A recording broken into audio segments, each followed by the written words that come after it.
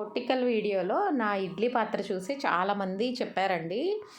White colour ఈ సేవంటి పాత్రలు వాడకండి. స్టీల్‌వి తీసుకోండి అని.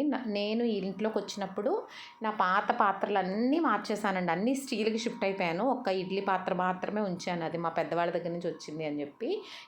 ఇంకొకటి చేపల పులుసు, ఎక్కువ చేపల పులుసు పెట్టాలంటే అదొక పెద్దది. అది కూడా ఉంచుకున్నాను. ఈ ఇడ్లీ పాత్ర మార్చలేదు. సరే మార్చేద్దాము ఆన్‌లైన్‌లో చూసాను గానీ, అవి 3 రేకులే వస్తున్నాయనమాట. ఆ లోపల ఇడ్లీ స్టాండ్. సరే అని చెప్పి బయట తీసుకున్నానండి. 800 పడింది. అయితే ఇది ఇడ్లీ కుక్కర్ అనమాట. అందులో నుంచి విజిల్ వస్తదని చెప్పారు. నేను తీసుకున్నాను గానీ, నాకేం విజిల్ రాలేదండి. తీసుకెళ్ళి చూపిస్తే విజిల్ మార్చారు. అయినా గూడా మొన్న మాడిపోయింది గానీ, విజిల్ అయితే రాలేదు. దానిపైన పేరు వేయించాననమాట.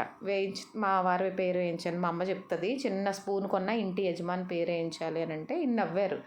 ఇళ్ళేమో ఆడవాళ్ళ పేరు మీదను, ఈ ఇంట్లో ఇడ్లీ పాత్రలేమో మగవాళ్ళ పేరు మీదనా, ఇదెక్కడ న్యాయం అనేసి నవ్వుకున్నాము. అది తెచ్చిన రోజే వీటికి బౌల్స్ కూడా తీసుకున్నానండి. ప్లాస్టిక్‌వి అయితే కొరికేస్తున్నాయని చెప్పి స్టీల్‌వి తీసుకున్నాను. లాస్ట్ టైం ఎవరో కామెంట్ చేశారు, పాలు, పెడిగ్రీ పెట్టకండి పాయిజన్ అవుతుంది అని. నేను చాలా రీసెర్చ్ చేశానండి. అలా అయితే అవ్వదట. ఎప్పుడైనా బయటికి వెళ్ళి వచ్చి నాకు వంట చేసే ఓపిక లేకపోతే ఇలా పాలు, పెడిగ్రీ పెట్టేస్తూ ఉంటానండి.